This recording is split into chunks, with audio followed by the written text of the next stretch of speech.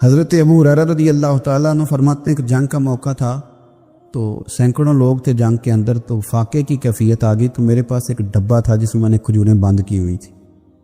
کہتے ہیں بہت سارے لوگوں نے کہا بھی کہ ذرا دکھاؤ کیا ہے، تو میں نے کوئی نہیں دکھایا۔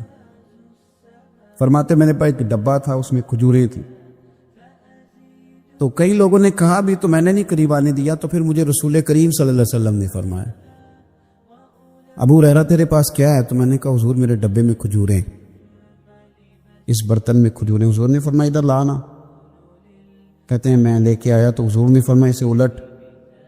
کہتے ہیں میں نے الٹی تو میں نے گنی تو 21 کھجوریں نکلی، ٹوٹل 21 کھجوریں۔ میں کہہ چکا ہوں کہ آج امت کا بڑا مسئلہ یہ ہے کہ دولت کی کمی نہیں، برکت کی کمی ہے، انسانوں کی کمی نہیں، اتحاد کی کمی ہے۔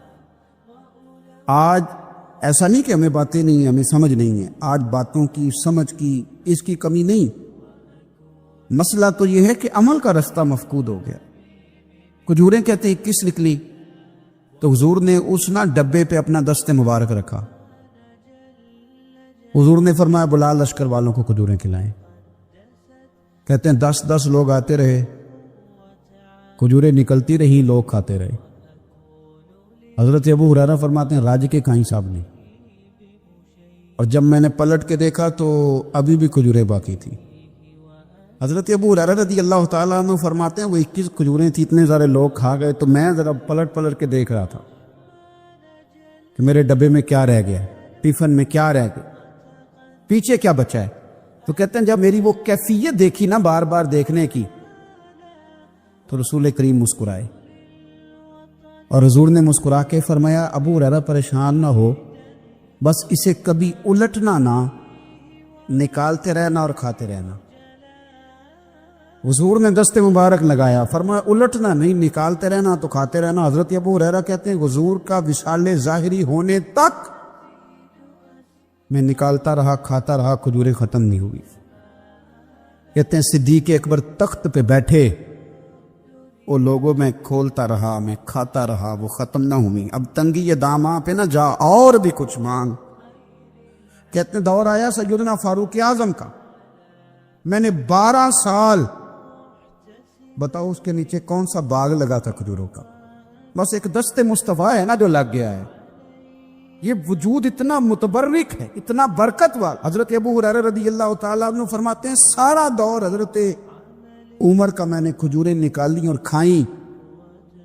فرماتے ہیں دور آیا سیدنا عثمان غنی کا، 12 سال کے لگ بھگ، 10 سال کے لگ بھگ، پھر وہ کھجوریں میں نکالتا رہا، میں کھاتا رہا۔ فرماتے ہیں حضرت عثمان غنی جس دن شہید ہوئے، میرے گھر میں چوری ہوئی، کیونکہ اس دن مدینہ منورہ میں حالات بڑے عجیب تھے۔ کہتے ہیں چوری ہوئی تو میرا وہ ٹفن بھی چوری ہوا، میرا وہ ڈبہ بھی چوری ہو گیا۔ فرماتے ہیں وہ چوری ہوا تو کھجوریں ختم ہوئی، ورنہ مجھے لگتا تھا کہ قیامت تک نکلتی رہیں گی اور لوگ کھاتے رہیں گے۔ بخاری مسلم ہے۔ کہتے ہیں جب خندق کی جنگ ہو رہی تھی نا، غربت بڑی تھی، قحط بڑا تھا، صحابہ پریشان تھے، 2 3 پتھر پیٹ پہ باندھے ہوئے۔ میں حضور کو دیکھ کے گھر آیا تو زوجہ سے کہا بھلی مانس کچھ ہے کھانے کی؟ کہنے لگی تھوڑے سے جوں ہے۔ تو میں نے کہا پیسو گی تو کتنی روٹیاں بنے گی؟ کہنے لگی 2 3 4 بن جائیں گی۔ کہنے لگے سالن۔ تو زوجہ کہنے لگی اگر وہ بکری کا بچہ ذبح کرو تو 3 4 بندوں کا سالن بھی بن جائے گا۔ کہتے میں نے اسے ذبح کیا، بیوی سے کہا تو جاؤ پیس۔ کہتے میں نبی کریم کی بارگاہ میں حاضر ہوا صلی اللہ علیہ وسلم، حضور کی خدمت میں۔ زوجہ کہنے لگی کان میں کہنا حضور کے، سارے نہ آئے، جس طرح لیڈروں کے کھانے اندر ہوتے ہیں علیحدہ، اور جو نعرے لگا رہے ہوتے ہیں نا سویر سے انہیں ڈبہ ملتا ہے، لیکن وہ پھر بھی نعرے لگاتے ہی رہتے ہیں۔ مجھ پہ الزام لگنے لگا ہے کہ آپ سیاست دانوں کو ہر جمعے میں رگڑا دیتے ہیں۔ تو میں کہنا انہوں صحیح کر چھوڑو، پھر اسی مڑ جانے انواع کو سیانے ہو جائیں۔ یہ سیانے نہیں ہو رہے، ہمیں بات کرنے کی بھی اجازت نہیں۔ شعر کہہ دیتا ہوں کہ ہم آہ بھی کرتے ہیں تو ہو جاتے ہیں بدنام، وہ قتل بھی کر دے تو چرچا نہیں ہوتا۔ انہوں نے کدے پوچھے جی، سامنے آخیا جی چپ رہو۔ لیکن بھائی یہ اس ممبر کا تقاضا ہے، میرے امام اعظم کا فتویٰ ہے، جو عالمی حالات سے باخبر نہ ہو وہ جمعے کا خطبہ نہ دے۔ وہ جو رٹی رٹائی باتیں ہم سے نہیں ہوتی، اس لیے کہ جلال بادشاہی ہو یا جمہوری تماشا ہو، جدا ہو دین سیاست سے تو رہ جاتی ہے چنگیزی۔ حق بات انشاءاللہ ہو رہی ہے اور ہوتی رہے گی، اور بات صاف ستھری ہے۔ اگر کوئی بات ایسی ہوگی تو وہ بات اگر غوث پاک اپنے خطبہ جمعہ کے اندر کہہ سکتے ہیں کہ میں ظالموں کو حکمران نہیں بننے دوں گا، تو ہم تو ان کے نوکر ہیں نا، پھر ہم قادری کیسے ہوئے اگر غوث پاک کے طریقے پہ عمل ہی نہ کرے تو؟ اس لیے مہربانی کرے ہمیں کوئی شخص ایسا مشورہ نہ دے، بلکہ کئی دفعہ ظلم ہوتا ہے، جب کوئی مشورہ دیتا ہے تو اور تیز ہونے دل کرتا ہے، اس لیے مہربانی کرے ایسی کوئی مشاورت نہ کرے۔ بالکل جو غلط بات کرے گا اس پہ ہم بولیں گے، اور آہستہ آہستہ نہیں، کھل کھلا کے بولیں گے، بالکل بولیں گے، اس لیے کہ اللہ نے زبان دی ہے، وہ کسی وڈیرے کے قدموں میں بیٹھنے کے لیے نہیں دی، وہ رسول اللہ کے ترانے پڑھنے کے لیے دی۔ ترانے پڑھنے، اگر حضرت بلال رسیوں میں بند ہو کے اور ابو لہب اور عتبہ اتیبہ اور عبداللہ بن جدعان اور امیہ بن خلف جیسے لوگوں کے بیچ کھڑے ہو کے کہہ سکتے ہیں نہیں بات جو سچی ہے وہ کی جائے گی، تو ہم ممبر رسول پہ بیٹھ کے نہیں کہہ سکتے؟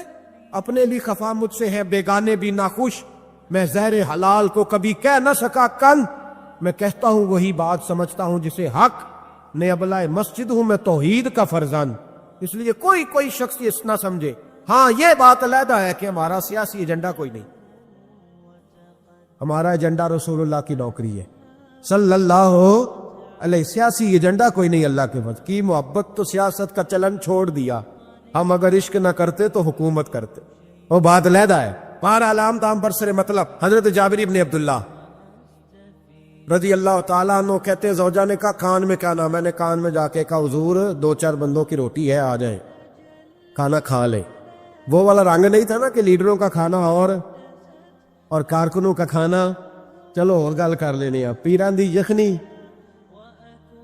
تے روٹیاں پہ ہو کے کہندے حضرت جی بیمار نے تے مرید لنگر کھانے دے جی شفا ہے، تے میں کہا تم ہی کھا مار تینوں بھی شفا ہو جائے گی، تو اپنے لیے تے چوری پکائی اندر، یہ رنگ وہاں نہیں تھا۔ میرے نبی پاک سید عالم صلی اللہ تعالی علیہ وسلم کے کان میں کہا حضور 4-5 بندوں کی روٹی ہے، حضور باہر نکلے خندق سے، باہر نکل کے فرمایا چلو بھئی سارے، جابر نے کھانا پکایا ہمارا۔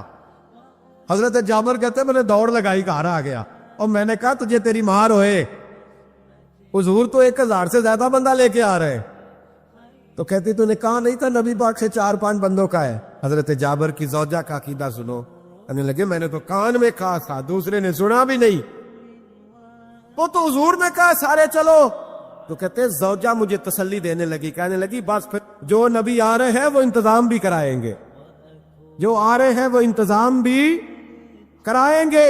کیا کہا مولانا حسن رضا نے، قلم توڑ دیے، کہنے لگے آج جو عیب کسی پر نہیں کھلنے دیتے، آج جو عیب کسی پر نہیں کھلنے دیتے، ارے کب وہ چاہیں گے میری حشر میں رسوائی ہو، دل میں ہو یاد تیری کوچائے تنہائی ہو، پھر تو خلوت میں عجب انجمن آرائی ہو۔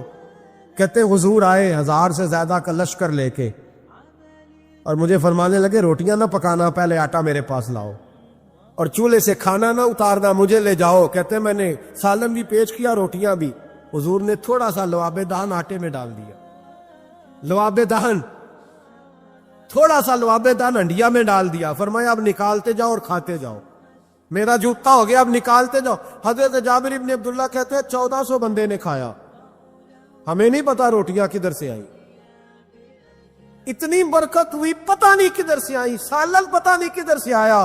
کہتے ہیں سارے سیر ہو کے کھا لیا، تو فرمایا چلو بھی جاؤ جا کے کام کرو، مجھے فرمانے لگے اب تو بھی کھا، آجا بچے بھی بلا۔ کہتے سب نے کھایا، حضور اٹھ کے جانے لگے تو فرمایا ذرا روٹیاں دیکھ، پہلے زیادہ تھی کہ اب زیادہ ہے، ذرا دیکھنا سالن پہلے زیادہ تھا کہ اب زیادہ ہے، تو میں نے کہا نہیں حضور پہلے سے زیادہ ہے، میرے محبوب کے تبرک میں اتنی برکت ہے۔ تو حضور کے وجود سے جو چیز لگ جائے تو اسے قیمتی نہیں سمجھتا؟ کہاں بیٹھ کے دین پڑھا ہے؟ یا ہمیں سمجھا لے یا پھر ہم تجھے سمجھائیں، صحیح تینوں سمجھائیے تو صحیح کر کے سمجھائیے، تو ان لوگوں کو گمراہ کرتے ہو، اتنا غلط نظریہ، اس قدر غلط ہو۔ میں نا غار ثور پہ چڑھنے لگا تو مجھے وہاں ایک نیچے صاحب مل گئے, کہنے لگے اتنے کی لین چلے ہو؟ میں کہ تینوں اسی اتوں بھی نہیں پوچھ کے آیا جدو کرو آئے ہیں, اتوں بھی نہیں تینوں پوچھنا بے لیا, تو غلط فہمی کا شکار ہے. کہنے لگا وہ تو حضور تو کام سے گئے تھے, آپ کو کیا کام ہے؟ میں کہ ایسے لیے ٹائم نہیں تیرے نال گل کرن دا, اس وجہ سے کہ سانو تے غار ثور پہ یاد آتی ہے. وہ واپس آ گئے, عام آدمی تھا, خیر وہ کہیں سے آیا ہوا تھا, اردو بولتا تھا. تو میں ایک عمرہ کرنے کے لیے جارانہ سے واپس آیا تو طواف ہم کر رہے تھے, وہ بھی مجھے نظر آ گیا دوڑتا ہوا. میں آواز مار لی, میں کیا حضرت حاجرہ تے پانی واسطے دوڑیا سن تے تو کا تو چھالا ماری پھردا ہے, او بیا کولر تے جا بھی آرام کر جا کے. کہندے نہیں انہاں دی ادا تے ادا کرنی ہے. تو میں کہ اگر تو حضرت حاجرہ دی ادا کرنی تے اسی حضرت ابو بکر صدیق دی ادا کرنی. عجیب آدمی ہے بھائی تو, عجیب بات ہے, لوگوں کا فلسفہ اپنا اپنا, اور پھر پکڑے ہم کہ اس بندے کو جو جواب نہ دے سکے. ایسا نہ کرو, یہ زیادتی ہے, امت کو اکٹھا کرو. اتفاق یہ مجھ سے سوال کئی جمعے سے ہو رہا تھا. میں اصل میں نا ان موضوعات کو چھیڑتا نہیں, میری طبیعت اور ہے, لیکن کوئی بندہ یہ نہ سمجھے کہ ہمیں جواب نہیں آتا. یہ سوال اٹھا تھا, کوئی یہ نہ سمجھے کہ ہمیں جواب اللہ کے فضل سے, اللہ کے فضل سے. یہ قرآن مجید پڑھا ہے, یہ مسجد ہے, یہ جمعے کا دن ہے. ہم بات صرف وہ کرتے ہیں جس میں ضمیر اجازت دیتا ہے, اس لیے کہ سدا تو نہیں نہ رہنا, پتہ نہیں صبح اٹھ سو کے اٹھنا ہے کہ نہیں اٹھنا, تو قوم کو گمراہ کر کے دین کے نام پہ جانا کدھر ہے. اس لیے بھائی خیال ہوتا ہے کہ تم لوگوں کو خراب نہ کرو, ہم تو چاہتے ہیں امت اکٹھی ہو جائے, لیکن یہ ظلم کرتے ہو جب چھیڑو گے کسی کو تو پھر تو اس کا حق بنتا ہے نا وہ بولے. پھر چھیڑا جاتا ہے. تھوڑے دن ہوئے حضرت علیمہ سعدیہ کا سارا گھر گرا دیا, بلڈوزر چلا دیا, کہنے لگے یہاں لوگ آتے ہیں تو شرک ہوتا ہے. اور میں نے کہا جہاں اللہ کریم نے توحید پھیلانے کے لیے رسول کو بھیجا, 4 سال جہاں نبی پاک رہے, وہاں کیسے شرک ہو سکتا ہے؟ کس طرح کی تو بات کرتا ہے. بہرحال جہاں میرے نبی پاک بیٹھ جائیں وہ جگہ برکت والی ہو جاتی. اس جگہ کو چومنا مسلمان کا ایمان ہے, اس جگہ پہ سجدہ کرنا مسلمان کا ایمان ہے, اس جگہ بیٹھ کے تبرک حاصل کرنا یہ مسلمان کا. میں تو پہلی دفعہ ریاض الجنت میں داخل ہوا تو میرے ساتھی کہنے لگے کیا ہوا؟ میں کہا ادھر آؤ, لوکاں نو اگے جا کے ملنی, سانو ایتھے ہی لب گئی جے. روزہ تم من ریاض الجنہ, 12 حدیث لکھی ہے, حضور نے فرمایا جو یہاں آ گیا وہ جنت میں آ گیا. یہ ہے ارض جنت, یہ طیبہ کی زمین ہے, جنت بھی یہی, مال کے جنت بھی یہی ہے. ایک بات اور کرنی ہے, بڑی ضروری ہے, میری بھی اور آپ کی بھی ذمہ داری ہے, اس کو بھی ضرور کرنا چاہتا ہوں. سن لیں, محمود غزنوی نا گزر رہے تھے, یہ آپ نے نا میری طرف دیکھنا ہے, یہ بات سنتے ادھر دیکھو, خاص اہم مسئلہ ہے, اس پر بڑا ضروری ہے آپ کا متوجہ رہنا. محمود غزنوی کہتے ہیں میرے دل میں خیال آیا کرتا تھا ہمیشہ کہ میں واقعی سبکتگین بادشاہ کا بیٹا ہوں یا معاذ اللہ میرا باپ کوئی اور ہے. اور ایک خیال مجھے آتا تھا کہ قیامت واقعی قائم ہوگی, شک رہتا. اور تیسرا میرے دل میں خیال آتا تھا کہ یہ مولوی بیچارے کمزور سے ہوتے ہیں, تو حدیث پاک میں آتا ہے کہ علماء نبیوں کے وارث ہیں, تو یہ واقعی حدیث سچی ہے یا مولویوں نے اپنی شان کے لیے بنا لی ہے؟ کہتے شک تھے 3, میں کہتا نہیں تھا کسی سے, پر دل میں رہتے تھے. ایک دن میں ہندوستان کی ایک گلی سے گزر رہا تھا, تو دین کا ایک طالب علم نے کونے میں بیٹھ کے, تھڑے پہ پھٹے پہ بیٹھ کے نا سبق یاد کر رہا تھا. اسے جب سبق بھول جاتا نا تو ایک ہندو کھتری کی دکان تھی, اس کے اندر چراغ جل رہا تھا اور ایک چھوٹا سا روشن دان تھا, اینٹ نکلی ہوئی تھی, وہاں سے نا ایک کرن باہر آ رہی تھی روشنی کی. تو وہ طالب علم جب سبق بھول جاتا تو کتاب روشنی کے آگے کرتا, عبارت دیکھتا, پھر کونے میں جا کے یاد کرتا. محمود کہتے ہیں مجھے بچے کا ذوق بڑا اچھا لگا, میں نے اسے بلایا, میں نے کہا بچے تم لالٹین کیوں نہیں خریدتے؟ تو کہنے لگا میں یتیم ہوں اور رسول اللہ کا دین پڑھنا میرا شوق ہے, مدرسے میں پڑھتا ہوں پر غربت ہے, لالٹین نہیں.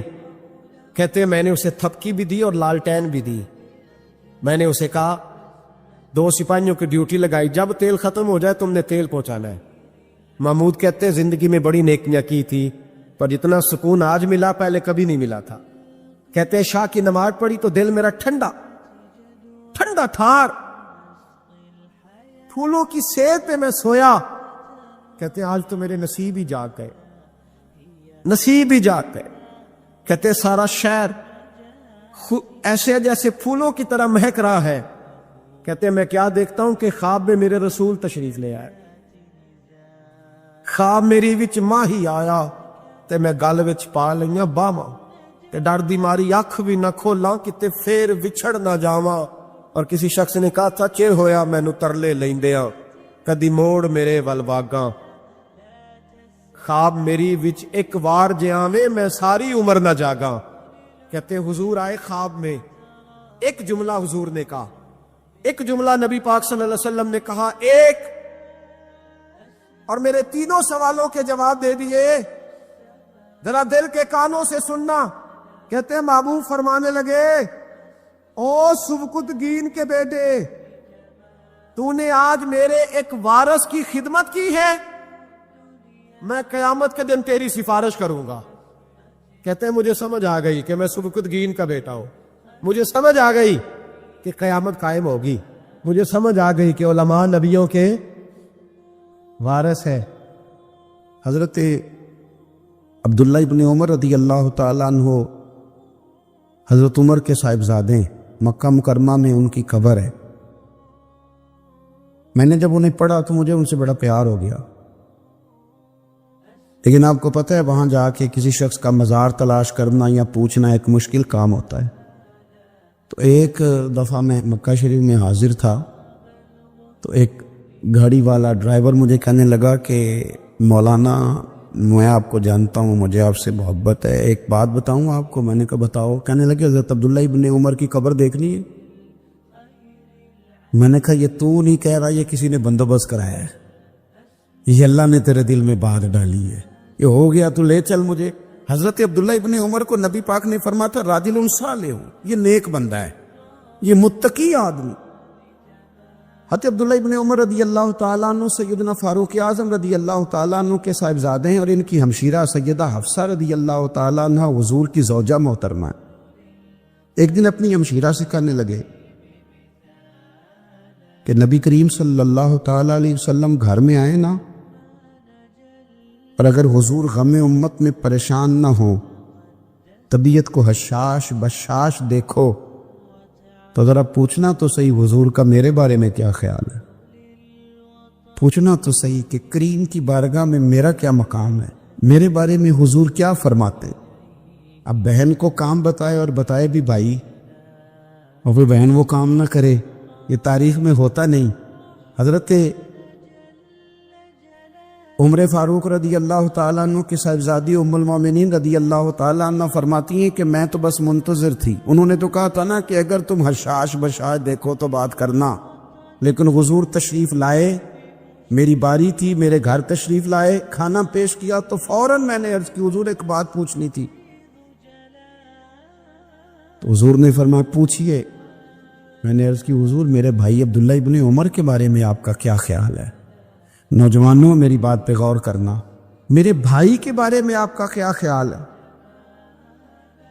تو نبی کریم صلی اللہ تعالیٰ علیہ وآلہ وسلم نے میری طرف دیکھا, اور پھر حضور زیر لب تھوڑا مسکرائے. اور بریلی کے امام کہتے ہیں کہ حضور مسکرا دیتے تھے نا, تو جو بڑا دکھی ہوتا تھا وہ بھی ہنس پڑتا تھا. اب سوال پیدا ہوتا تھا کہ پھر تو اس مسکراہٹ کے لیے انتظار کرنا پڑتا ہوگا کئی مہینے کہ حضور مسکرائیں تو رونے والے ہنسیں. تو اعلیٰ حضرت فرماتے نہیں, انتظار نہیں کرنا پڑتا, یہ مسکراتے رہنا تو حضور کی عادت ہے. جس کی تسکین سے روتے ہوئے ہنس پڑے, اس تبسم کی عادت پہ لاکھوں سلام. یعنی یہ تو عادت ہے حضور کی مسکراتے رہنا, اس کے لیے انتظار نہیں کرنا پڑتا. بھائیو آپ خیال رکھیں گے, غور کریں گے. حضرت عبداللہ ابن عمر رضی اللہ تعالیٰ عنہ کے بارے میں پوچھا تو سیدہ فرماتی ہیں کہ نبی کریم صلی اللہ تعالیٰ علیہ وسلم نہ زیر لب مسکرائے اور فرمایا حفصہ تیرا بھائی ہے تو اچھا, لیکن میں نے سنا ہے کہ عشاء کی نماز پڑھتا ہے تو فجر تک سویا ہی رہتا ہے. او نوجوانوں, 10 بجے تک سونے کی بات نہیں ہوئی, 9 بجے تک سونے کی بات نہیں ہوئی, 11 بجے اٹھنے کی بات نہیں. حضور فرمانے لگے میں نے سنا ہے کہ عشاء کی نماز پڑھ کے سو جاتا ہے اور فجر تک سویا ہی رہتا ہے، اسے چاہیے کہ تہجد کے وقت اٹھا کرے، اللہ کی بارگاہ میں حاضر ہوا کرے، آہوزاری کرے، سجدے کرے، عبادت کرے، اٹھتا ہے اور فجر میں جا کے اٹھتا ہے۔ حضرت جناب حفصہ رضی اللہ تعالیٰ عنہ کہتی ہے، میں نے جناب عبداللہ ابن عمر کو پیغام دیا اور میں نے کہا میرے جوان بھائی سن، نبی پاک نے فرمایا ہے تو اچھا پر تہجد میں نہیں اٹھتا، نفل نہیں پڑھتا۔ او میری ملت کے جوانوں، مزہ نہیں آ جاتا جب ساری دنیا سوئی ہو، ساری دنیا، اور بستر بھی گرم ہو اور نیند بھی پورا غلبہ کر رہی ہو، اور اچانک گھنٹی بجے دماغ میں، آنکھ کھلے، گھڑی پہ نظر پڑے، 3:30 4 بجے کا پیغام گھڑی بتائے، اور کوئی چڑھتی جوانی والا اٹھ کے وضو کرے، اور جب وہ مصلی کھول کے بچھائے تو مدینے والے محبوب کہتے ہیں کہ ہر نماز پہ رب ثواب دیتا ہے، اور جو اٹھ کے تہجد کی نماز پڑھے اسے دیکھ کے تو رب مسکراتا ہے، جو اس کی شان کے لائق ہے، جو اس کی شان کے لائق، وہ مسکراتا ہے، خوش ہوتا ہے کہ میرا بندہ تہجد میں اٹھ گیا، وہ مسکراتا ہے۔ کاش ہماری صبحیں کبھی اپنے مالک کے نام ہو جائیں، کاش کہ صبح حضرت ابو الحسن رحمۃ اللہ تعالی علیہ حضرت معاذ ابن جبل رضی اللہ تعالیٰ عنہ کے پاس بیٹھا کرتے تھے، فرماتے ہیں ان سے جو پیار بڑھا تو پھر میرا مصلی سے بھی بڑھ گیا۔ تابعی ہیں، فرماتے ہیں صحابی رسول سے محبت ہوئی تو ذکر سے بھی ہو گئی، پھر درود شریف سے بھی ہو گئی، محبت ان سے بڑھی تو پھر اللہ نے مسجد کا پیار بھی بڑھا دیا۔ آپ فرماتے ہیں کہ میری ہر وقت طبیعت چاہتی تھی کہ بس اللہ اللہ کروں، بس اللہ اللہ کروں، بس نہ میں ذرا تھوڑی جان چھڑاؤں لوگوں سے، کو 10 منٹ ملے تو میں کچھ 4 نفل پڑھ لوں، میں تھوڑا سا نہ بچوں لوگوں سے، اور مجھے تسبیح ملے تو میں نہ کچھ 400-500 دفعہ استغفار پڑھوں، سبحان اللہ، الحمدللہ، اللہ اکبر، لا حول ولا قوت الا باللہ، میں نہ تسبیحات پڑھوں۔ فرماتے ہیں کہ بچے تھے گھر میں 6-7، غربت تھی، کام ملتا کوئی نہیں تھا، اور میں کام چور نہیں تھا، کام ڈھونڈتا تھا، پر اللہ کی قدرت کے کام نہیں ملتا تھا۔ فرماتے ہیں کہ میں نے ایک دن اپنی اہلیہ سے کہا کہ آج میں پھر جاتا ہوں کام ڈھونڈنے، تو میری بیوی بڑی فرما بردار تھی، پر اس دن نہ غربت کے ہاتھوں تنگ آ کے کہنے لگی آج نانا کوئی تو چیز لے کے آیا، تو مجھ سے بچوں کی بھوک نہیں دیکھی جاتی، یہ سب روگاں دا روگ محمد جس دا نام غریبی، کنڈ بلا کے لنگ جاندے نہیں دوست یار قریبی، آج نہ کچھ لے کے آیا تو میں بچے لے کے چلی جاؤں گی۔ شیخ فرماتے ہیں کہ میں بڑا پریشان گھر سے نکلا، پر میں نے صبح سے لے کے زور تک کام ڈھونڈا، کام ملا کوئی نہیں، تو میرے دل میں خیال آیا چلو کام نہیں ملتا تو اللہ اللہ تو کرے نا، چلو بندوں کی مزدوری نہیں ملتی تو رب کریم کی عبادت ہی کرتے ہیں۔ فرماتے ہیں کہ میں نے نا فرات کے پانی سے وضو کیا، نہر کے، شدید دھوپ تھی، ساتھ ریت تھی اور ریت تپ رہی تھی، میں نے اپنا رومال وہیں مصلی کے طور پر بچھا لیا، اور فرماتے ہیں کہ زور سے لے کر عصر تک نماز پڑھی، دھوپ بھی پورے زور پہ، پر میرے سجدے کا ذوق بھی پورے زور پہ۔ فرماتے ہیں سورج بھی چمک رہا ہے اور رب کی عبادت کا ذوق بھی پورے زور پہ، میں سجدہ کروں تو پھر میرا اٹھانے کو جی نہ چاہے۔ میرے استاد لکھا کرتے تھے، یہ ان کا شعر ہے، وہ کہا کرتے تھے مجھے سوز دے، مجھے ساز دے، اور مجھے نیم شب کا نیاز دے،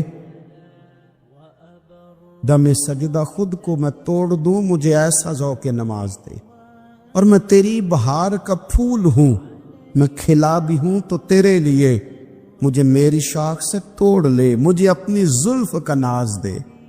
بھائی فرماتے ہیں کہ عصر تک میں نے نفل پڑھے، دل ڈھلنے لگا، عصر کی نماز پڑھی اور میں وہاں سے چلا۔ اب میں جب نکلنے لگا تو دل میں خیال آیا کہ چھوٹی چھوٹی دیواریں ہیں گھر کی، بغیر کچھ لیے جاؤں گا تو بیوی دور سے دیکھے گی تو شور کرے گی کہ پھر خالی ہاتھ آ گیا ہے۔ کہتے میں نے اپنی اسی رومال میں جس میں میں نے نماز پڑھی تھی نا، رومال میں کیا کہتے پنجابی جسافہ کہتے ہیں، اسی میں نا میں نے کچھ ریت بھر لی کہ وہ دور سے دیکھے گی تو سمجھے گی کچھ لے کے آیا ہے، چلو جا کے اسے بتا دوں گا کہ آج پھر مزدوری نہیں ملی. کہتے ہیں وہ ریت لے کر جب میں گھر میں گیا تو پہلے بیوی دروازے پہ کھڑی ہوتی تھی, پوچھتی تھی خالی ہاتھ آ گئے ہو؟ آج میں نے دیکھا تو ہے ہی کوئی نہیں. فرماتے ہیں میں اندر داخل ہوا, سلام لیے, کونے میں نے وہ رومال رکھ دیا اور میں نے آواز دی کہ بھلی مانس کہاں ہو؟ تو وہ کہنے لگی آپ منہ ہاتھ دھو لیں, میں روٹی لے کے آئی. میں نے کہا روٹی کہاں سے آ گئی؟ یہاں تو کئی دنوں کے فاقے ہیں, تو کئی دنوں کی غربت ہے, یہاں تو اس گھر میں تو فقیری ہے. فرماتے ہیں کہ وہ روٹی لے کے آئی اور اس وقت کی جو موجودہ نعمتیں تھیں, سمجھنے سلاد, اچار, ہر چیز ساتھ لائی. میں نے کہا کہ بچے کہاں گئے؟ کہنے لگی وہ کھانا کھا کے کھیلنے گئے, آپ کھانا کھا لیں آ جاتے. کھانا اس نے چن دیا. میں نے حیرت انگیز لہجے میں ساری نعمتیں اپنے دسترخوان پہ دیکھ کر کے بیوی سے پوچھا یہ کہاں سے آیا کھانا؟ بچوں کو تو نے کہاں سے کھانا کھلایا؟ یہ سارا کچھ کیسا ہے؟ تو کہنے لگی پتہ نہیں آج آپ کس کریم کی مزدوری کرنے چلے گئے تھے, پتہ نہیں کس کریم کی, میرے گھر میں تو اتنی نعمتیں آئی ہیں کہ مجھ سے سنبھالی نہیں جا رہی. اتنا اناج ہے, اتنا گندم ہے, کس کریم کے دروازے آج چلے گئے تھے؟ یہ کہتے کہتے وہ اٹھی اور اٹھ کر کے کہنے لگی پہلے بڑا کچھ آیا تھا, اب کیا لے آئے ہو؟ اور جا کر کے نا اس نے وہ ریت والا رومال کھولا. کہنے لگے میں تو لے کے آیا تھا ریت, تو میرے رب نے اسے بھی سونے اور ہیرے بنا دیا تھا. جب آپ کی توجہ اللہ کی جانب, میرے نبی پاک صلی اللہ تعالی علیہ وسلم نے فرمایا ہر چیز اپنے رب سے مانگ, ہر چیز مانگ, ہر چیز مانگ. یا رسول اللہ کیا کچھ؟ میرے محبوب نے فرمایا تیرے گھر میں نمک بھی ختم ہو جائے تو وہ بھی اپنے رب سے مانگا کر. تو مانگنا, وہ تجھے دے گا, تو اس کی بارگاہ میں کشکول طلب دراز تو کرنا. اور ترمذی شریف میں عجیب لفظ ہیں, رسول کائنات نے فرمایا, رب کریم فرماتا ہے جب میرا بندہ ہاتھ اٹھاتا ہے نا تو مجھے حیا آتی ہے کہ میں خالی کیسے لوٹا دوں اس کے. اتنے بڑے بادشاہ کی بارگاہ میں, او بھائی لوگوں سے عزتیں تلاش کرتے ہو تو وہ کیا تمہیں عزت دیں گے؟ وہ تو کل اچھا کہتے ہیں پرسوں برا کہنے لگ جاتے ہیں. لوگوں کے سامنے گڈ بک میں آنا چاہو گے تو وہ تو سویرے تمہارے بارے میں کچھ کہیں گے, شام کچھ اور کہیں.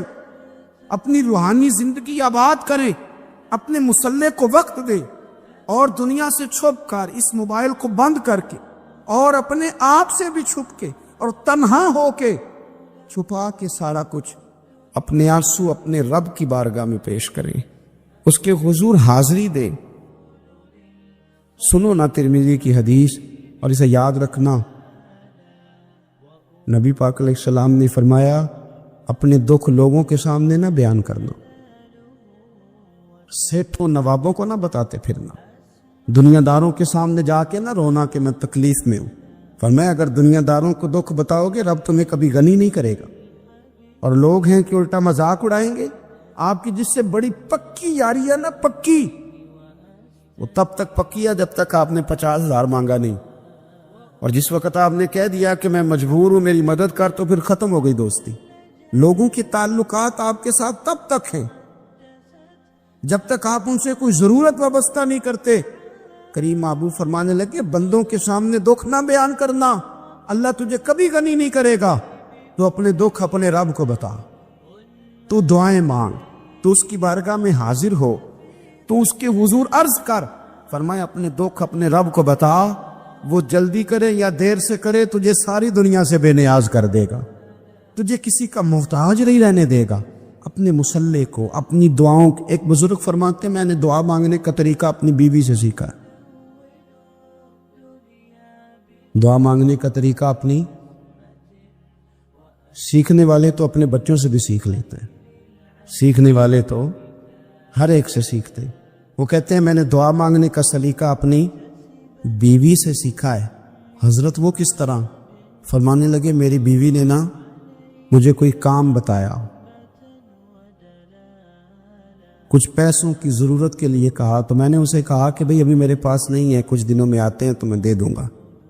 عورتوں کی عادت ہوتی ہے وہ بار بار یاد کراتی ہیں. 2-4 دنوں کے بعد پھر اس نے کہا حضرت وہ میں نے کہا تھا کچھ پیسے, میں نے اسے کہا کہ ابھی میرے پاس نہیں ہے، کچھ دنوں میں ملتے ہیں تو میں تمہیں دے دوں گا۔ اس نے کچھ دنوں کے بعد پھر کہا حضور وہ میں نے کچھ پیسے کہے تھے۔ فرماتے میں نے ڈانٹ دیا، میں نے کہا کہ کیا تو روز مجھے شرمندہ کرتی ہے، کہا نا میرے پاس نہیں ہے، ہوں گے تو دے دوں گا، تو روز یاد کراتی ہے۔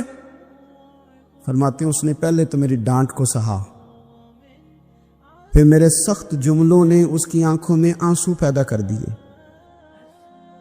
پھر اس نے اپنے آنچل میں اپنے اس دکھ کو سمیٹا، اور پھر اس نے ایک جملہ کہا تو میں رو پڑا، اور مجھے اپنے رب سے مانگنے کا طریقہ آ گیا۔ مجھے کہنے لگی حضرت جی آپ نے ڈانٹ دیا، میں نے سہ لیا، پر آپ ہی میرے شوہر ہیں، بتائیں نا آپ سے نہ کہوں تو میں کس سے جا کے کہوں۔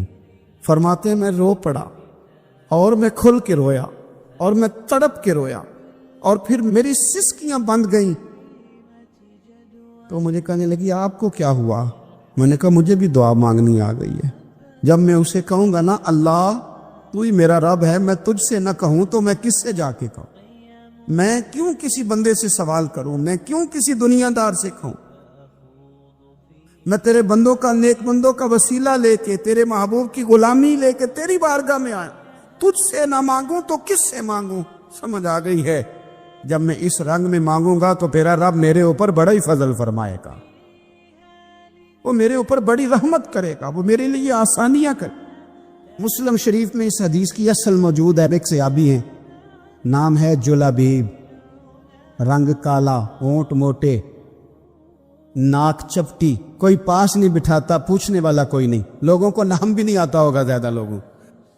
حضرت جلابیب رضی اللہ تعالیٰ عنہ خوبصورت صحابی، غریب آدمی، صحابی خوبصورت، بظاہر رنگ روپ کالا، ایک جنگ میں بھی حضور کے ساتھ گئے، جنگ ختم ہو گئی، کچھ صحابہ شہید ہوئے، اللہ نے اسلام کو، مسلمانوں کو کامیابی دی، سارے لوگ اپنے اپنے شہیدوں کو تلاش کر رہے ہیں۔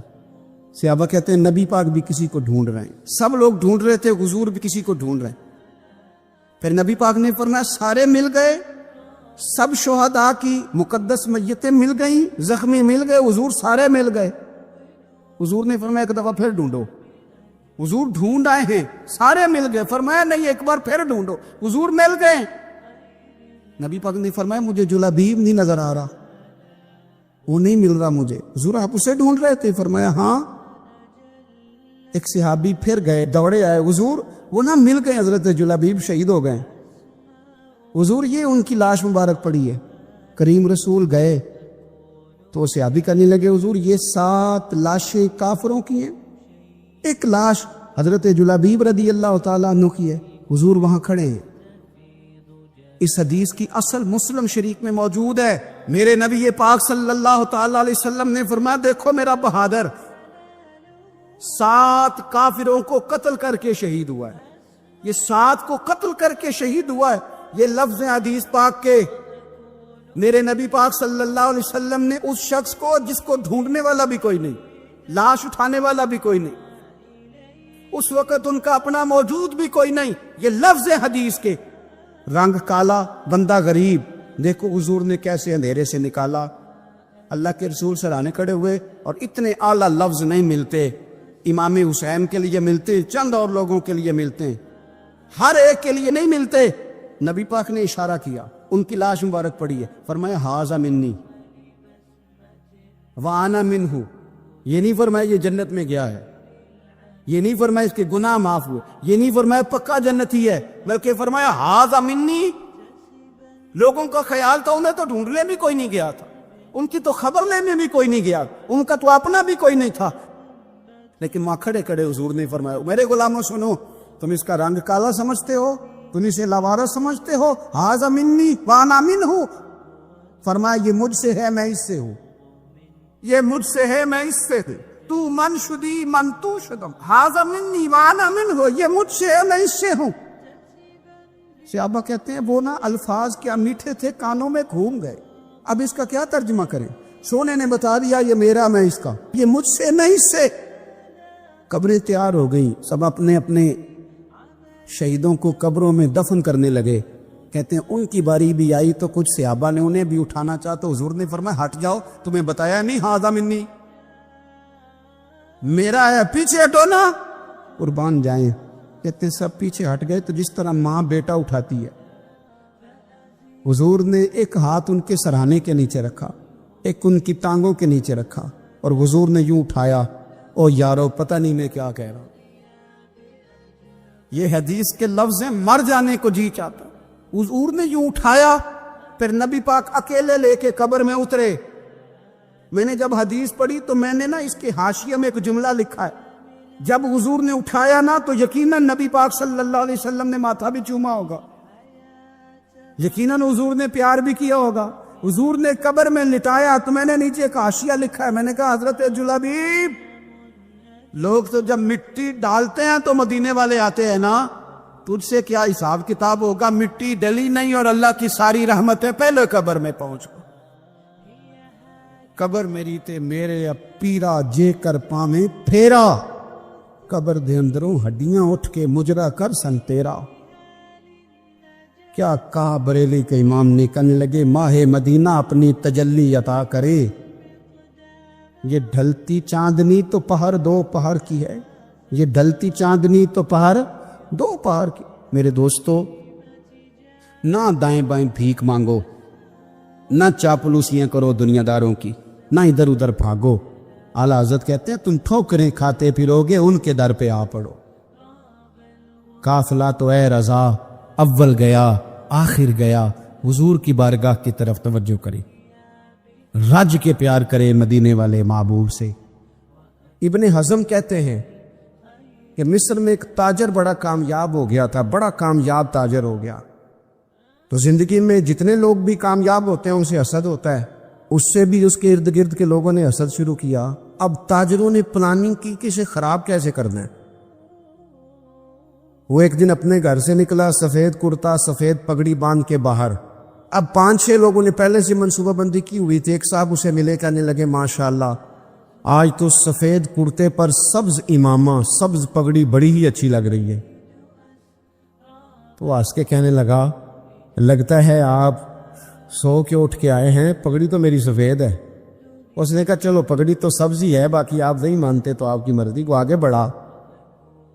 تو اب چونکہ پلاننگ تھی تو ایک شخص اور ملا, اس نے کہا کیا بات ہے سفید کرتے پر آپ کا پیلے رنگ کا امامہ کیا جچتا ہے. اس نے کہا یار کو خدا کا خوف کر. ہنس کے کہا کیا ہو گیا, تیری اینک کا نمبر تو نہیں تبدیل ہونے والا ہوا؟ اور بھائی میں نے تو سفید کرتا اور سفید ہی امامہ باندھا ہے. اب 2-3 لوگوں کی دفعہ تو وہ مسکرایا, لیکن وہ ڈھیر سارے لوگوں نے منصوبہ بندی کی تھی. وہ جب چوتھے کے پاس گیا تو اس نے بھی کہا کہ کیا بات ہے سفید کرتے پر پیلے رنگ کے امامے کی. اس نے کہا پیلا کہاں ہے؟ اب وہ غصے ہونے لگا. اب وہ چھٹے کے پاس گیا تو اس نے کہا جناب کیا بات ہے سفید کرتا اور کالا امامہ. اب وہ غصے میں اتنا باولا ہوا کہ پہلے ہنسا پھر رویا, پھر اسے سمجھ نہ آئی کہ دکان کا تالا کس چابی سے میں نے کھولنا ہے. بس وہ شام ہوئی تو اس بیچارے کو بچوں نے روڑے مارنے شروع کر. وہ اتنی تکلیف میں آ گیا کہ لوگ اسے پاگل کہنے لگے. کیوں؟ اس لیے کہ لوگ منصوبہ بند, افواہ تھی نا کہ میری طبیعت خراب ہے, تو لوگوں نے حال پوچھ پوچھ کر بیمار کر دیا.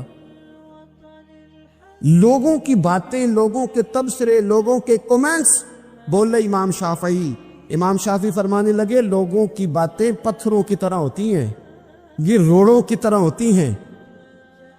اگر انہیں کمر کے اوپر رکھ لو گے نا تو یہ تمہاری کمر توڑ دیں گی, اور اگر تم ان کو اپنے پیروں کے نیچے رکھ لو گے تو تمہارا قد اونچا ہو جائے گا. بس دنیا میں وہ لوگ پریشان ہوتے ہیں جو لوگوں کی باتوں کو کندھوں پر سوار کر لیتے, جو پیروں کے نیچے رکھے, جو پاؤں کے نیچے رکھے ان کا قد. وہ پرانے زمانے میں نا عارف رومی رحمت اللہ علیہ فرماتے کہ ایک بیل گائے گر گئی تھی کنویں کے اندر, تو اب وہ لوگ اس کو نکال تو نہیں سکتے تھے, تو انہوں نے اس طرح کیا کہ مٹی ڈالنی شروع کر دی کہ اب بدبو آئے گی, پریشانی ہوگی, تو اس کو بند کر دیتے ہیں اندر ہی کنویں کو, کنواں نئی جگہ پہ کھود لیتے. انہوں نے جب اس کے اندر مٹی ڈالی نا تو وہ گائیں جو تھی وہ مٹی جھاڑ کے تو مٹی کے اوپر آ گئی. انہوں نے پھر مٹی ڈالی تو وہ تھوڑی اور اوپر آ گئی. اور مٹی ڈالی تو اور اوپر مٹی ڈالتے گئے اور گائے وہاں سے کنویں سے باہر آ گئی. لوگوں نے دفن کرنا چاہا, وہ باہر نکل آئی. اور میرے بھائی, لوگ بھی اپنی باتوں میں دفن کرنا چاہتے ہیں, لیکن یاد رکھنا جو چمکنے والے تھے وہ چمکتے ہی رہے. جن کو اللہ نے عزت دی تھی ان کی گھٹائی کوئی نہیں سکا. یہاں تو میں نے یہ دیکھا ہے اس معاشرے میں کہ جھوٹے سے جھوٹا آدمی, اس کے بھی فالوور ہوتے ہیں. دغے باز سے دغے باز بندہ, اس کے بھی گویوں کے فالوور, اداکاروں کے فالوور, فلانے کے فالوور. اس کا یہ تو بھئی انسان کا مزاج ہے. ہر بندہ کانوں کا کچا ہے, کوئی تھوڑا زیادہ کچا ہے, کوئی تھوڑا کم کچا ہے. تو باتیں تو ہوگی, لوگ منہ میں زبان رکھتے ہیں تو گفتگو تو کریں گے. اب یہ اثر لینے والے پہ ہے کہ وہ اس کا اثر کس طرح کا لیتا ہے. ہمارے ہاں بڑے بڑے سمجھدار لوگ نفسیاتی ہو جاتے ہیں, بڑی بڑی سمجھدار خواتین نفسیاتی ہو جاتی ہیں. میری ساس باتیں کرتی ہے, میری نند باتیں کرتی ہے, مجھے فلانا باتیں کرتا ہے, مجھے فلانا. بھائی باتیں, جس کے منہ میں زبان ہے اس نے بات تو کرنی ہے. اب آپ نے کیوں یہ دعویٰ کر لیا ہے کہ آپ اتنے اونچے چلے جائیں کہ آپ کو بات ہی کوئی نہ کرے؟ کیا حرج ہے اس میں؟ اگر کوئی آپ کو بات کر دے تو کیا ہیں ہم, کسی نے کر لی تو پھر کیا ہوا؟ اس کا اتنا اثر قبول کرنا کہ ساری رات سونا ہی نہ, پریشان ہو جانا. اور بعض لوگ ایسے ہیں جنہیں اتنی باتیں نہیں ہوتی جتنی انہیں ٹینشن ہوتی ہے. یعنی وہ دو بندے کونے میں کھڑے ہیں تو میری ہی بات کر رہے ہیں. او بھائی وہ اتنا اہم نہیں ہے, انہیں کوئی اور کام بھی ہو سکتا ہے, تیری بات ہی انہوں نے کرنی. بلا وجہ لوگ سمجھتے ہیں کہ میں بڑا اہم آدمی ہوں, وہاں بھی مجھ پہ تبصرہ ہو رہا ہے, یہاں بھی ہو رہا ہے. اس پہلو سے باہر آئیں, اس کمپلیکس سے نکل آئیں. اور نبی پاک کا یہ طریقہ ہے. مسند امام احمد بن حنبل میں حدیث موجود ہے, حضرت عبداللہ ابن مسعود رضی اللہ تعالیٰ عنہ, کمال آدمی حضرت عبداللہ ابن مسعود. حضور نے فرمایا عبداللہ ابن مسعود سے قرآن سیکھا کرو, یہ اسی طرح پڑھتے ہیں جس طرح میرے اوپر نازل ہوا تھا. حضرت عبداللہ ابن مسعود کو نبی پاک علیہ السلام نے فرمایا درخت پہ چڑھ کے ذرا میرے لیے مسواک تو اتار دو. حضرت عبداللہ ابن مسعود کی پنڈلیاں پتلی پتلی تھی, ٹانگیں پتلی تھی. وہ درخت پہ چڑھے, ہوا چلی تو کپڑا تھوڑا ہٹ گیا, تو بعض لوگ ان کی پتلی پنڈلیوں کا مذاق اڑانے لگے. معاذ اللہ, دیکھو کیسی باریک باریک پنڈلیاں ہیں, کیا انداز ہے. اب حضور بیٹھے ہیں نا, تو انہوں نے جو بات کی تھی وہ بات بھی درست تھی, پنڈلیاں واقعی پتلی تھی.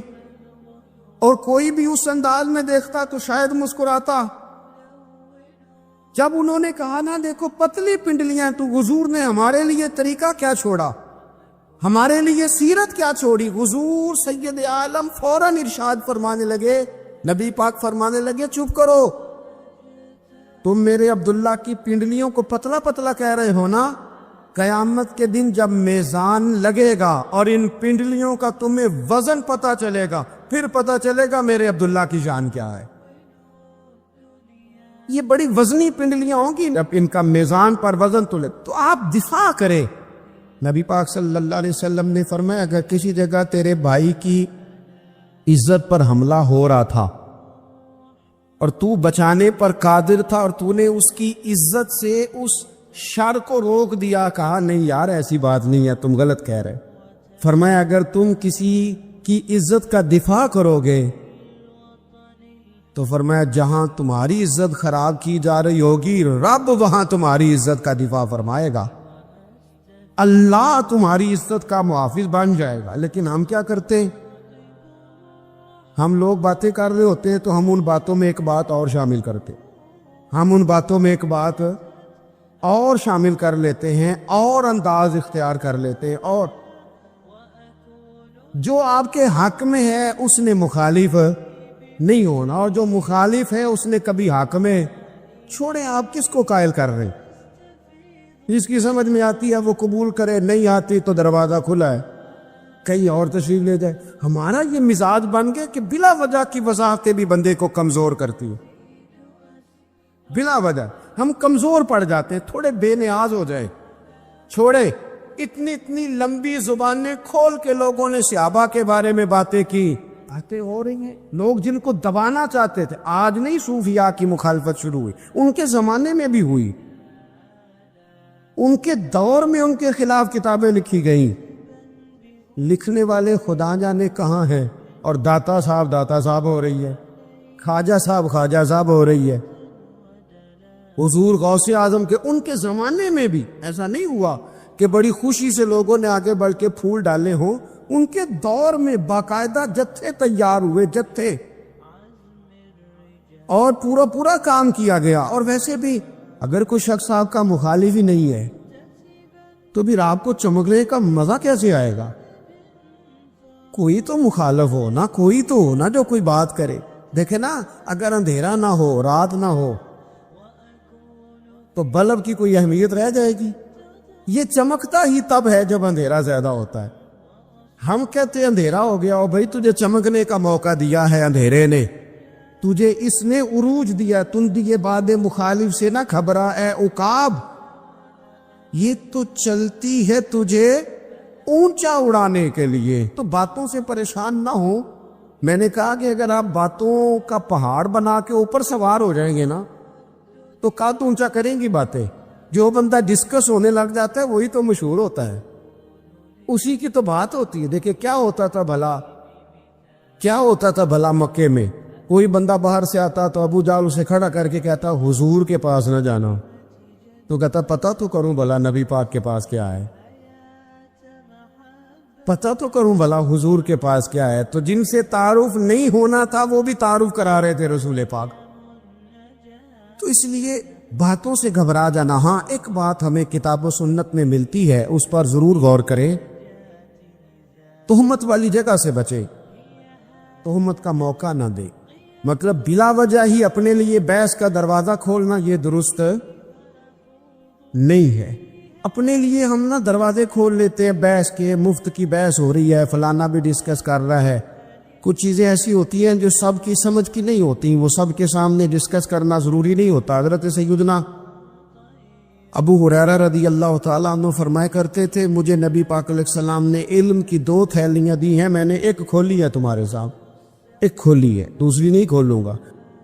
اس لیے کہ ہر بندے کو بات اس کے ظرف کے مطابق کرنی چاہیے، تو موقع نہ دے۔ نبی پاک صلی اللہ علیہ وسلم نے فرمایا اس بندے نے اپنی، یہ بخاری میں موجود ہے، فرمایا اس نے اپنی عزت اور اپنی جان کو محفوظ کر لیا جو فتنے والی جگہ سے بچ گیا۔ جہاں تہمت لگ سکتی ہے اس جگہ سے بچیں، جان بوجھ کے لوگوں کو موقع نہ دیں باتیں کرنے کا، جان بوجھ کے موقع نہ دیں۔ جامع ترمذی کے اندر حدیث موجود ہے، حضرت سیدنا عمر فاروق رضی اللہ تعالیٰ عنہ نے ایک موقع پر اجازت مانگی تھی نبی پاک صلی اللہ علیہ وسلم سے، عرض کیا یا رسول اللہ صلی اللہ علیہ وسلم مجھے آپ اجازت دے دیں، میں عبداللہ بن ابی سلول کی گردن اڑا دوں، یہ منافق بار بار آڑے آتا ہے، بار بار تکلیف دیتا ہے، آپ مجھے اجازت دیں میں اسے قتل کر دوں۔ تو اب وہ چونکہ کلمہ پڑھتا تھا، ساتھ تو رہتا ہی تھا نا، بہت سارے لوگ اسے مسلمان جانتے تھے، تو حضرت سیدنا عمر فاروق رضی اللہ تعالیٰ عنہ نے اجازت چاہی، کہ یا رسول اللہ صلی اللہ علیہ وسلم اگر آپ مجھے اجازت دے دیں، یہ ترمذی میں موجود ہے، یعنی آپ اس جگہ سے بچیں جہاں تہمت لگ سکتی ہے، جہاں بلا وجہ کسی شخص کو شر پھیلانے کا موقع مل سکتا ہے۔ یا رسول اللہ مجھے اجازت دے میں عبداللہ بن ابی سلول کی گردن اڑا دوں۔ تو نبی پاک صلی اللہ علیہ وسلم نے فرمایا کہ عمر اگر میں تمہیں ایسا کرنے کی اجازت دوں گا تو لوگ کہیں گے کہ وہ اپنے قریبیوں کو انہوں نے مروانا شروع کر دیا ہے، ساتھ والوں کو ہی مروانا شروع، لوگ تو اسے مسلمان سمجھتے ہیں۔ تہمت والی جگہ سے، بلکہ بخاری شریف میں اسی طرز کا ایک اور پیغام بھی ہمارے لیے موجود ہے۔ یہ جو حرم شریف آج ہمارے سامنے ہے نا، بیت اللہ شریف، اس میں ایک پیچھے مقام ہے جس کو حتیم کہا جاتا ہے، یہ خانہ کعبہ کا حصہ ہے۔ حضور صلی اللہ علیہ وسلم کے اعلان نبوت سے پہلے جب قریش مکہ نے اسے تعمیر کیا نا دوبارہ سے، تو انہوں نے چندے کا کوئی اس طرح کا مزاج بنایا تھا کہ اس بندے سے پیسے لے لیں جس کے بالکل ہی جائز ہو۔ اس ترتیب سے انہوں نے خانہ کعبہ کی تعمیر کی کہ پھر وہ ساری تعمیر نہ کر سکے، حتیم باہر رہ گیا۔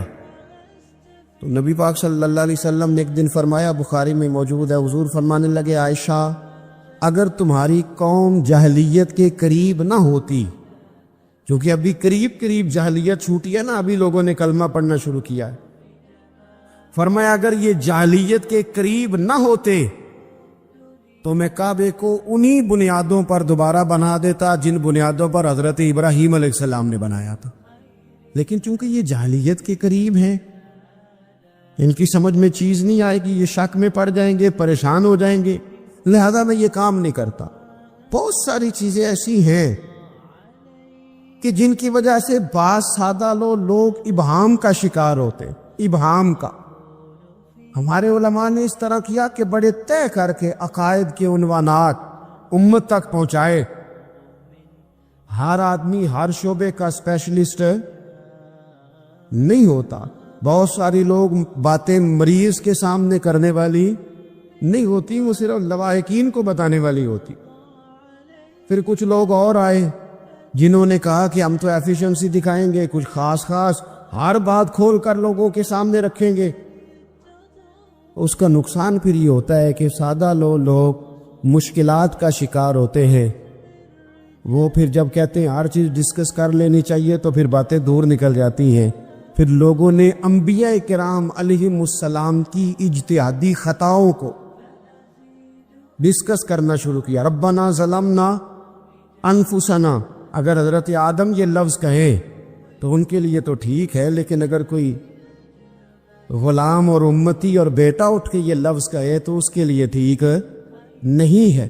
تو میرے عزیز ایسے کام نہ کرے جس کی وجہ سے بلا وجہ بحث کا. ہمارے کچھ لوگوں کو شوق ہے خبروں میں رہنے کا، وہ ایسی باتیں چھیڑتے ہیں جن سے نہ وہ خبروں میں رہ سکے. میں نے دیکھا ہے وہ کہتے ہیں جی میں نے کوئی انوکھی بات کرنی ہے. بھئی انوکھی بات کرنے سے بندہ مشہور تو ہو جاتا ہے.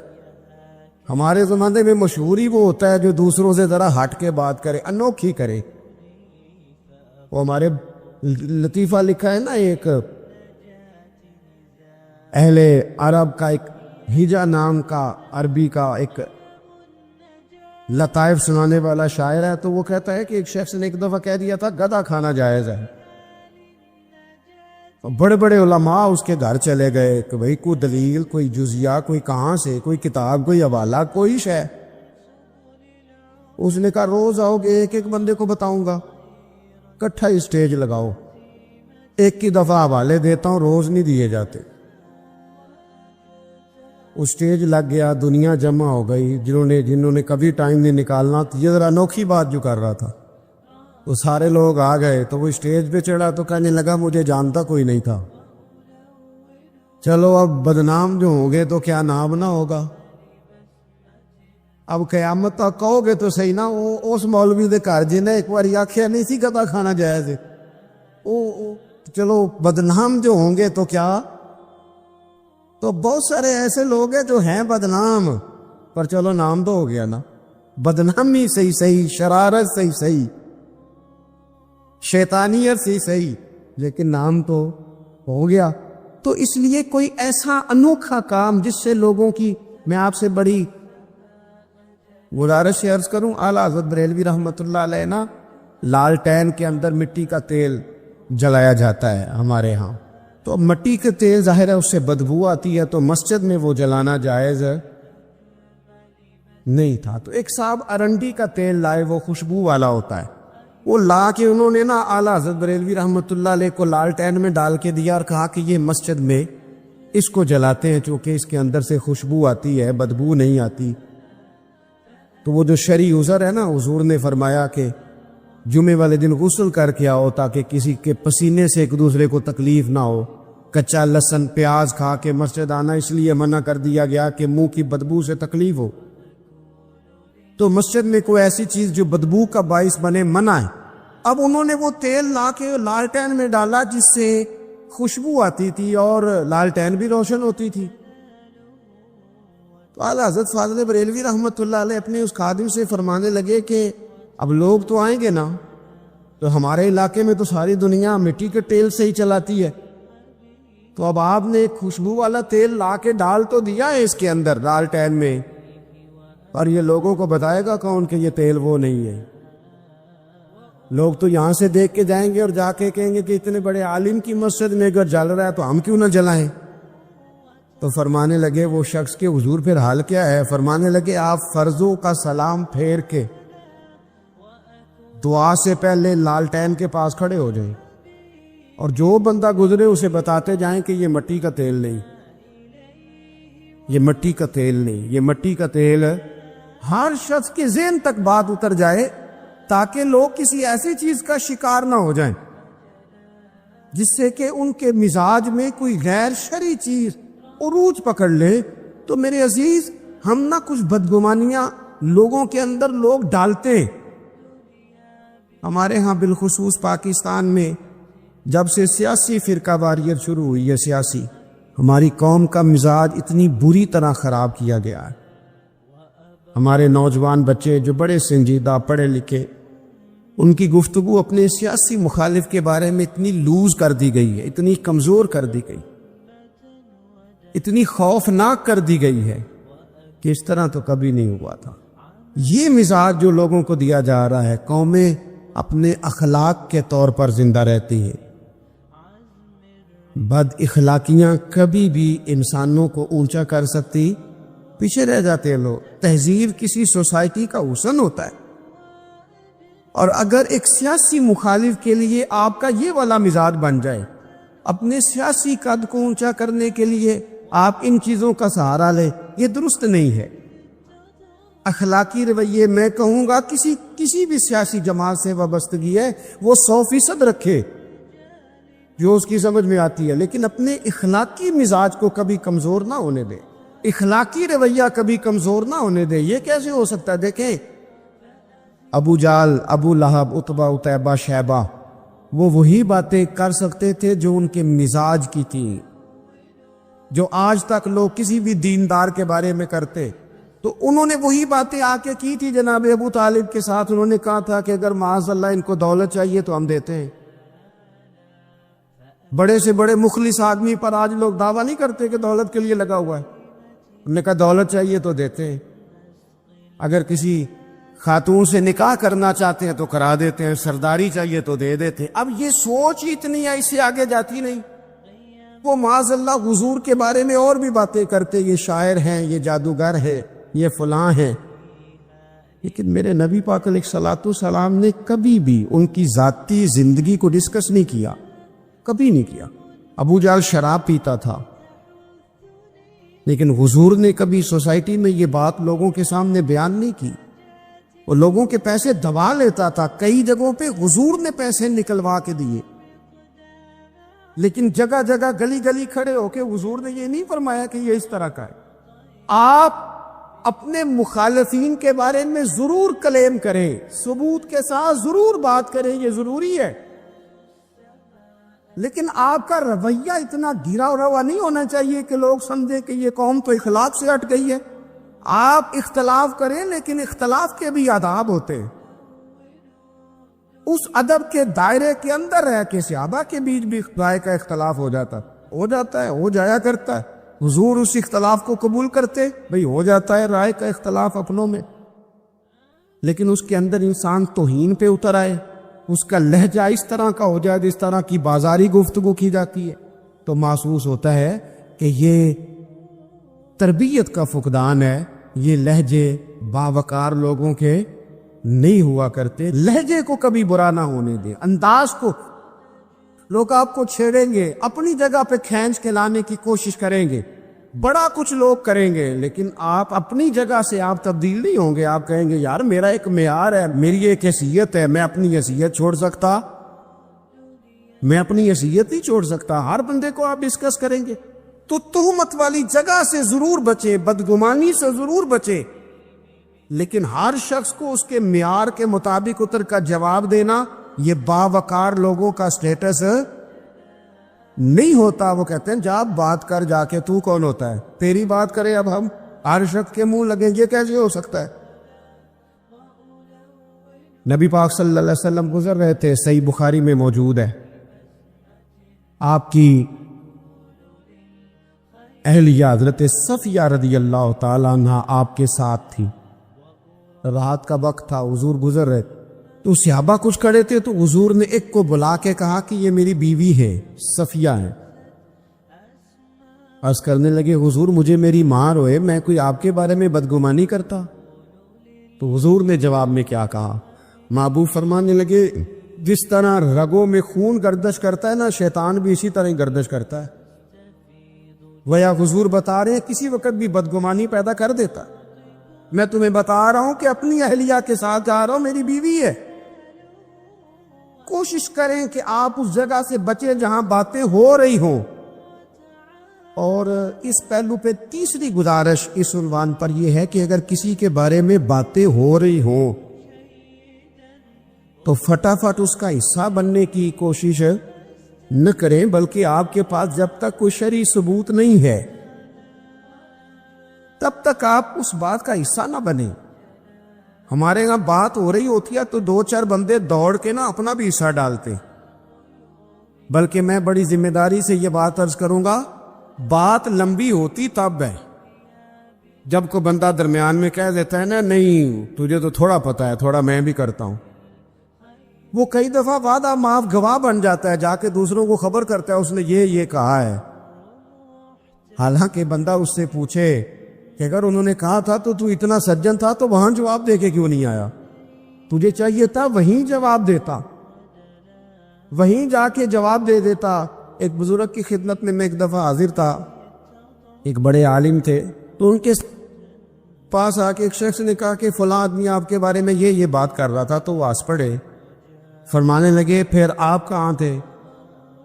کہنے لگے میں وہیں تھا۔ فرمانے لگے میرا اور آپ کا رشتہ کس طرح کا ہے؟ کہنے لگا جی میں تو شاگرد ہوں، ارادت مند ہوں۔ تو فرمانے لگے پھر آپ میرے پاس سوال لے کے آ گئے ہیں، آپ نے وہاں جواب کوئی نہیں دیا۔ فرمانے لگے اب تو میرے سامنے بیٹھ، پہلے اس سوال کا جواب میں تجھے دوں، پہلے تجھے قائل کروں۔ اگر تو قائل ہوتا نا تو پھر تو یہ بات لے کے میرے پاس نہ آتا، پھر تو وہاں تو کلیئر کر آتا تیرے اندر کجی ہے، تو بات کا حصہ بنا ہے، اور میرے نزدیک اس سے بڑا تو مجرم ہے کہ تو نے بات کو سنا ہے، وہ تو کوئی ہے، اور تو اپنا تھا، تو نے اپنا ہو کے یہ باتیں سنی، تو نے ہاں کی، تو وہاں بیٹھا رہا، تو اپنا تھا۔ اور حضور نے فرمایا محبت تو بندے کو اندھا بہرا اور گونگا کر دیتی، جو کسے داشک ہوئے ہوتے گالو سے دی کرد ہے، 100 مکر بہانے کر کے او دے مرنے مرد ہے۔ تو نے سن کیسے لی؟ تیرے کانوں نے گوارا کیا؟ پہلے تو مطمئن ہو نا، تو اگر لالی ویکھ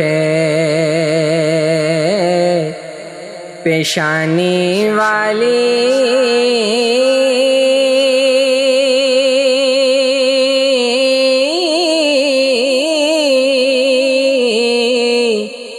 داغ لگے گل لالے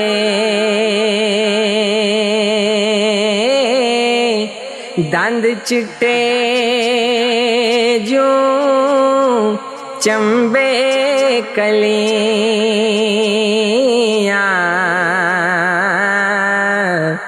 موتی کرے اجالے دند چٹے جوں چمبے کلیاں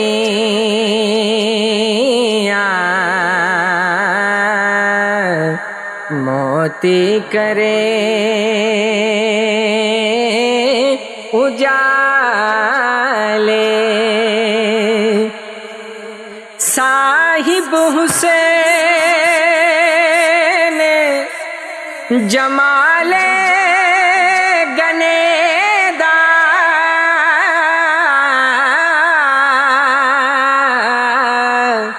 روشن چن پیشانی کردارات ہنیری تائیں وانگ شمع نورانی کردارات ہنیری تائیں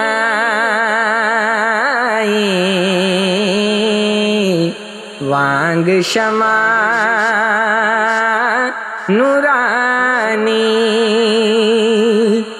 جے لکھ صفت زبانوں آکھاں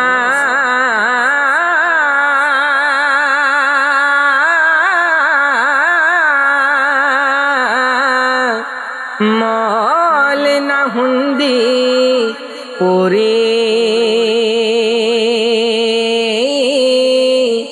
پھل گلاب بہاری وانگوں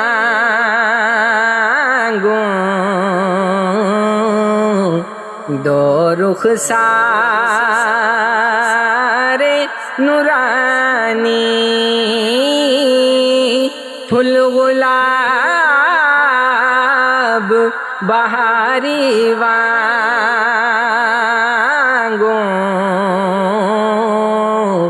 دو رخسار نورانی قد مبارک آہا میں آنا نہ لمبا نہ چھوٹا نازک بدن رنگیلا جسا بے انداز نہ موٹا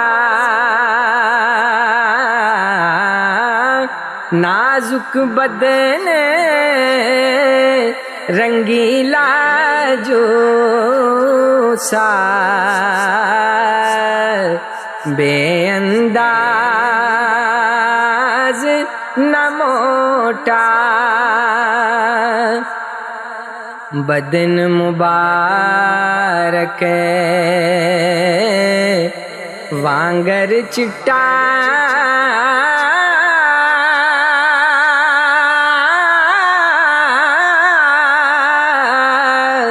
جوں کر خالص چاندی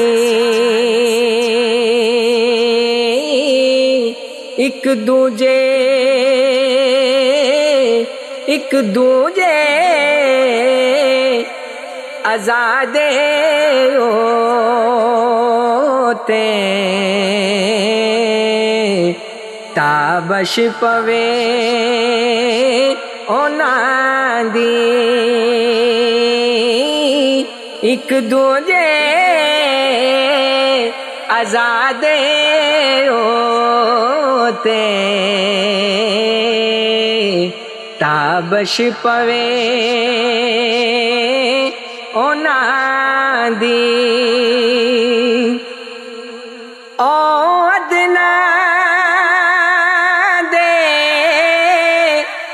حرم سرا وچ